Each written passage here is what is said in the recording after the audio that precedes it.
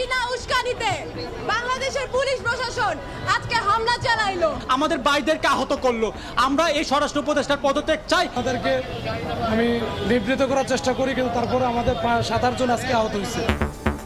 ধর্ষণ ও নারীর প্রতি সহিংসতার প্রতিবাদে শিক্ষক শিক্ষার্থীদের বিক্ষোভ, মানববন্ধন, দায়ীদের দ্রুত বিচারের আলটিমেটাম। দর্শকের বিচারের নামে প্রশাসন চলে, নাটক চলে। সর্বোচ্চ শাস্তি মৃত্যুদণ্ড এবং এমন মৃত্যুদণ্ড যেটা জাতি মনে রাখবে। স্বরাষ্ট্র মন্ত্রণালয়ে আমরা শক্তিশালী এবং একজন যোগ্য লোককে দেখতে চাই। আইন উপদেষ্টাকে পদত্যাগ করতে হবে। মাননীয় আইজিপি, আপনাকে আমরা সময় দিচ্ছি, 7 দিনের মধ্যে সত্যভাবে অবস্থান নেন। দেখছিলেন প্রধান শিরোনাম। সন্ধ্যার সময় সঙ্গে আছি আমি জিন্নাতারা যশোয়া এবং আমি জাফর সাদিক। এবার অন্যান্য শীর্ষ সংবাদ।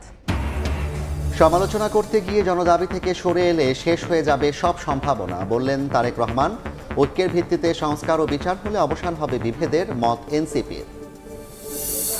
শেখ হাসিনা সহ পরিবারের 124টি ব্যাংক অ্যাকাউন্ট ফ্রিজ, সুধা সদন সহ 7টি প্লট ফ্ল্যাট জব্দ। টিউলিপের বিরুদ্ধে ভুয়া নোটারিতে বোনকে ফ্ল্যাট হস্তান্তরের তথ্য দুদকের।